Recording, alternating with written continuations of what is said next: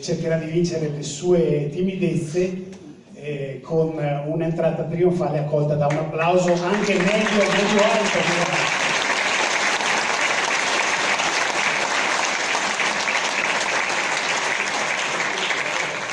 Quindi con l'americano a Parigi, Gershwin, quindi un musical, che dire, un musical tecnicamente perfetto, musica eccellente, bei numeri di ballo, una storia che praticamente parla d'amore ma anche con una dose di ironia, di umorismo, insomma c'è tutto e c'è tutto anche qui sul palco con Danio e la sua Enjoy Orchestra. Non sua, ma comunque per stasera diciamo che è noleggiata.